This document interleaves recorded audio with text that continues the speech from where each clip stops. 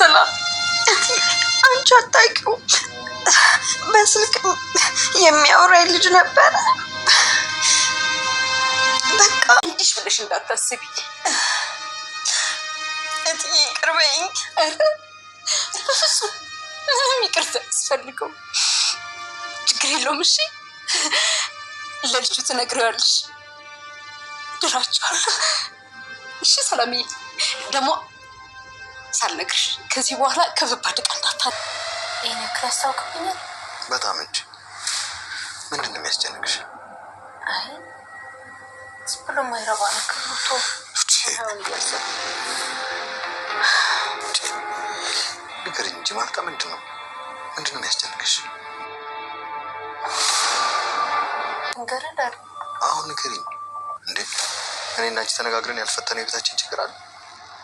ሱሳ እየጠበቅኩሽ ነው። ንገሪኛ።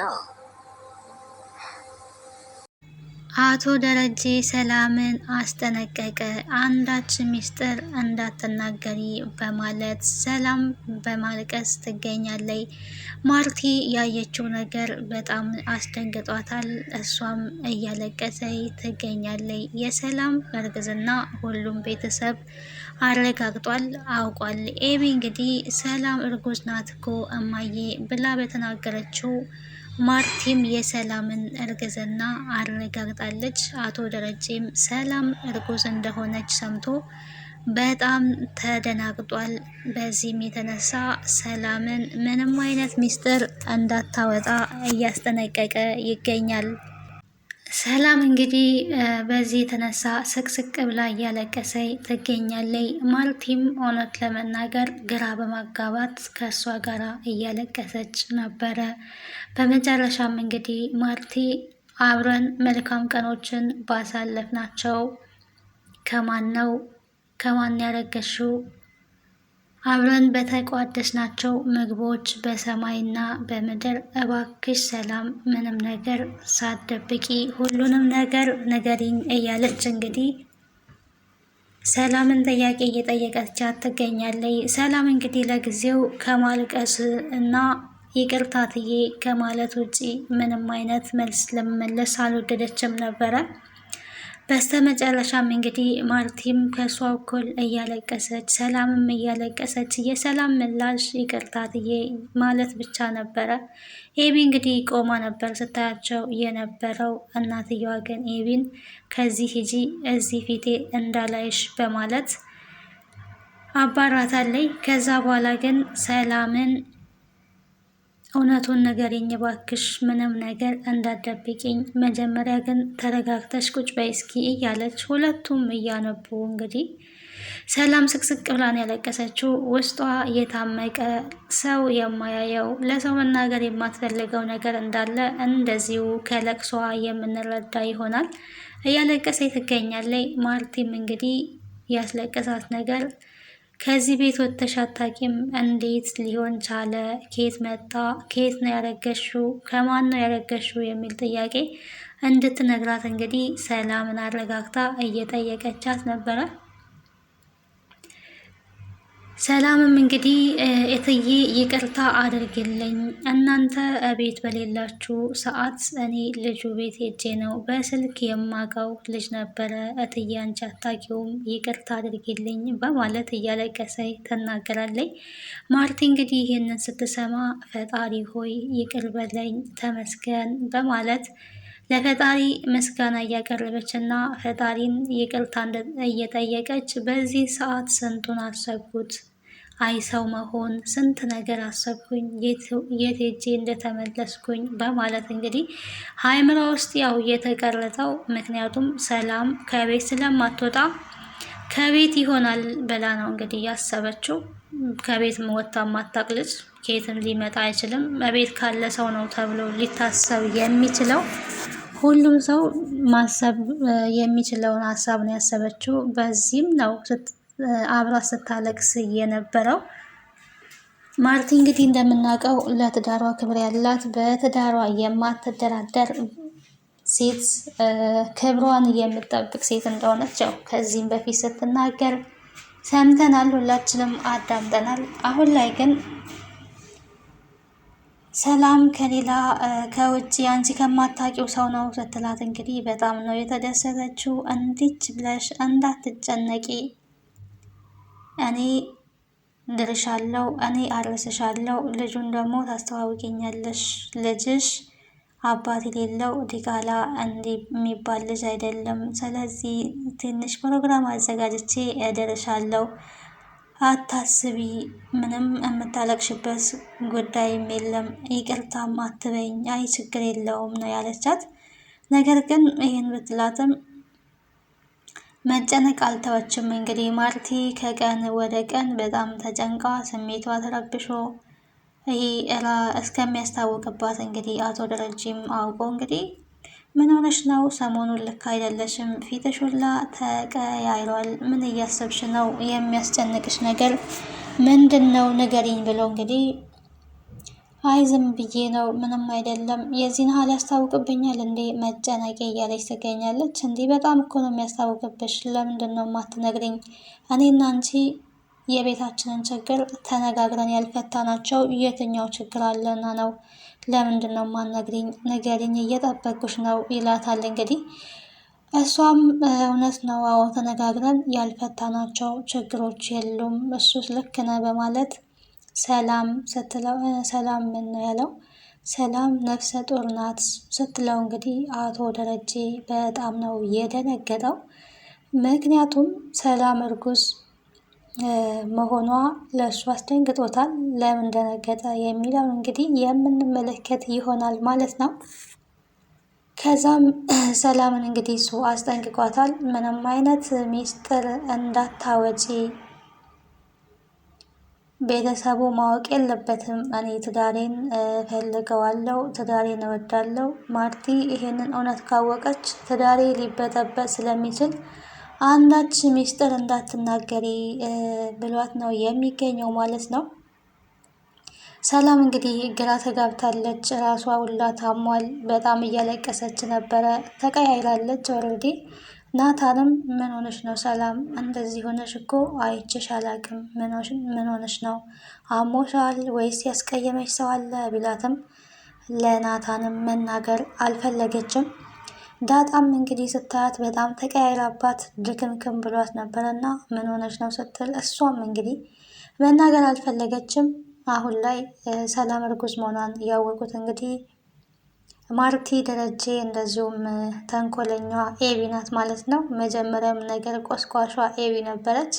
ሰላም እኮ ነፍሰ ጡር ናት ስትል የነበረው እንግዲህ እንዳለችው ማርታ አስተውላ አታውቅም ነበረ። አሁን ላይ እንድታይ ያደረገችው ኤቢ ናት ማለት ነው። ዞሮ ዞሮ ያው ተደብቆ አይቀርም የሚወጣ ነገር ነበረ አውቃለች። ሰላም ግን ስቅስቅ ብሎ የሚያስለቅሳት ነገር ምንድን ነው ካልን እንግዲህ ሰላም ማርቲን ዋሽታታለች። የዋሸቻት ደግሞ እናንተ በሌላችሁበት ቀን በስልክ ከሚያወራ ልጅ ጋር ሄጄ ነው ያለችው። ቤቱ እንዳይበጠበጥ ስለፈለገች ነው እንጂ እሷ ውጭ ወጥታ ከውጭ ያመጣችው ልጅ አይደለም። ያው ኤቢ ከዚህ ቤት ቢሆንስ ያረገዘችው ብላለች። ከዚህ ሰው ነው ያረገዘችው እና ደግሞ እሱንም ታስመረምሪው እያለች ትገኛለች። ቤቱ እንዳይበጠበጥ እንዲሁም ደግሞ ማርቲ ለቤቷ ያላት ለትዳሯ ያላትን አቋም ስለምታውቅ የማርቲና የደረጀ ትዳር እንዳይበጠበጥ በማለት የፈጠረችው ዘዴ ነው እንጂ ከውጭ አርግዛ ሳይሆን ያው ሁለተኛ ልጅ ከአቶ ደረጀ ለዳጣ እህት ወይም ወንድም ነው ያረገዘችው። ይህንን ደግሞ ሚስጥር እንዳትናገርበት አቶ ደረጀ አስጠንቅቋታል ማለት ነው። እሱ ካስጠነቀቀ እንግዲህ ሁሉን ነገር ያው በሆዷ ይዛ ዝም ብላ መኖር ነው። አሁን ቀጣይ እንግዲህ ትልቁ ከባድ ጥያቄ የሚሆንባት የልጅሽን አባት አስተዋወቂን ማለቷ የማይቀር ነው ማርቲ። ያ ደግሞ በጣም ለእሱ አስደንጋጭ ነው። ኬትም አንጥታ የውሸት ስለሆነ ኬትም ልታመጣ አትችልም። በጣም እያስለቀሳት የነበረውም ታስተዋውቂኝና የቀለበት ፕሮግራም አደርግላችኋለሁ ስትላት ስቅስቅ ብላ ነበረ ስታለቅስ የነበረው። ምክንያቱም ኬት ታመጣዋለች?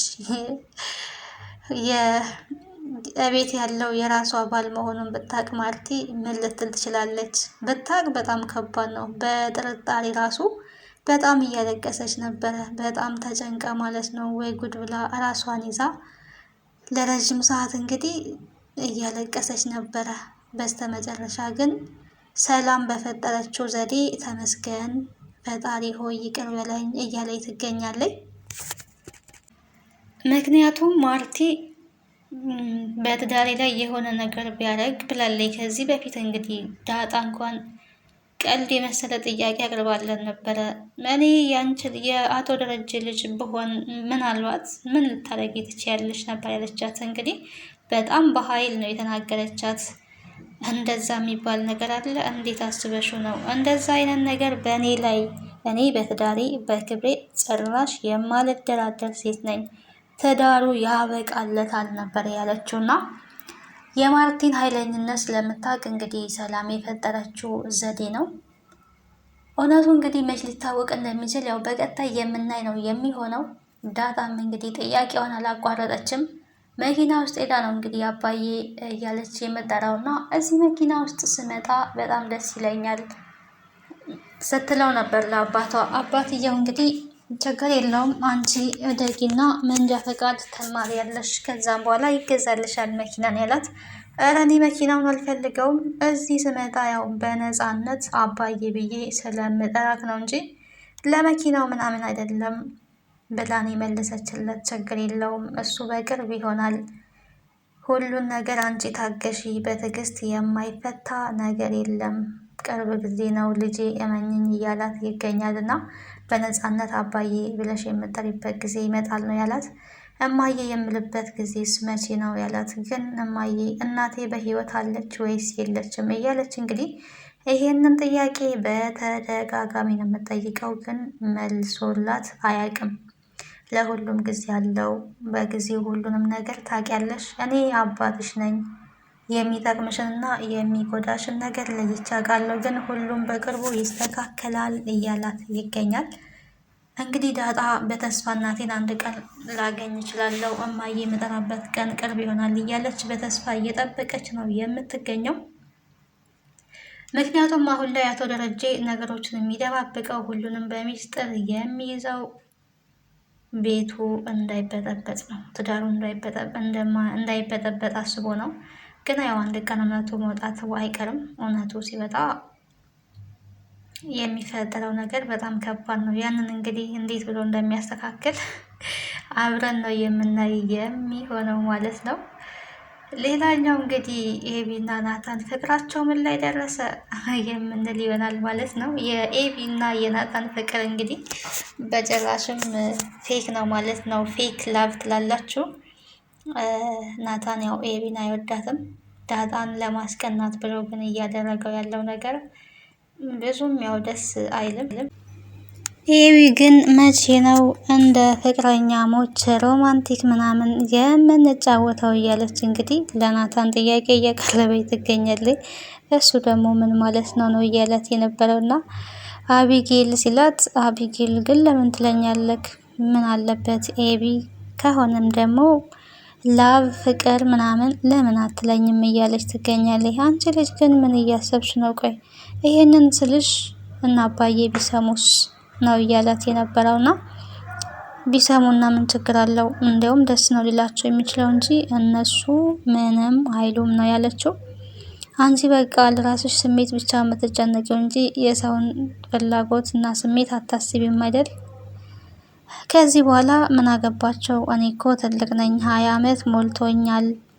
እነሱ ደግሞ እኔን የማሳደግ ግዴታ አለባቸው፣ የኔን ፍላጎት የማሟለት ነው እያለች ነበረችው። ራሴን ችያለሁ ትልቅ ነኝ ካልሽ እና ለምን ከቤት ወጥተሽ አትሞክሪውም ነው ያላት። በነገራችን ላይ ጥሩ መልስ ነው የመለሰላት እና ራሴን ችያለሁ የሚል ሰው እንግዲህ ያው ራሱን ችሎ ነው መኖር ያለበት። ከ18 ዓመት በኋላ ያው ሰው ራሱን መቻል አለበት ይባላል። ኤቢ ያው ቤተሰቦቿ ቤት ሆና ነው እንደዚህ ቅብርር መልቀቀቀቅ የምትለውና በስተ መጨረሻም እንግዲህ ዳጣን ያው ፎቶ አንሺን ከናታን ጋር እኔና ናታን እንዴት ነው በንጋባ ጥሩ አይደለም ብላ እንግዲህ ውሃ ፊት ዳጣ ፊት ይሄንን ወሬ እያወራች ነበረ። ዳጣ ምንም አይነት መልስ አልመለሰችም። ግን ያው ፎቶ አንስታቸዋለች። ፈቃደኛ ነህ ወይ ናታን ብላ ምን ችግር አለ ብሎ እንግዲህ ፎቶ አብሮ ተነስቷል ማለት ነው። ውሃም እንግዲህ በመሀላቸው ሄዳ ፎቶ አብሬ ካልተነሳው ብላ እየበጠበጠች ነበረ። ውሃ እንደምታውቋት ያው በጥባጭ ናት። አንዳንዴ በተለይ ከአቢጌል ጋር ያላት ነገር እንደ ታላቅ ነው የሚያረጋት። ያችም አትሰማም። በየጊዜው እንግዲህ ጥፊ ትቀምሳለች ማለት ነው። ከቤት ውስጥ በጣም የምትመታው እኮ አቢጌል ናት። ለስሙ ትልቅ ናት፣ ግን በእናቷ ራሱ ስንት ጊዜ ነው ጥፊ ያገኘችው። ወደ ጥፊ በቃ እራትና ምሳዋ ሆኗል ማለት ነው። በተለይ ለወሬ ያላት ጉጉት የሰላም እርግዝና አባቱ ማን እንደሆነ ከማን እንደረገዘች ማወቅ አለብን ብላ እንግዲህ እናቷን ፍጥጥ አድርጋ እያያዘች ነው የምትገኘው። በአታቂስ አንቺ ምን አገባሽ ብላ ነው እናትየዋ የመለሰችላት። አረ ማወቅ አለብን፣ ሰላም ከዚህ ቤት ወጥታ አታውቅም፣ ስለዚህ ከዚህ ቤት ነው እያለች ነው የምትገኘው። ኤቢ በእርግጥ ጥሩ ነገር ነው የምጠረጥረው እኮ ብዙ ነገር ያው እናትየዋ አትቀበላትም። እና ባይ ባይ ብያለሁ።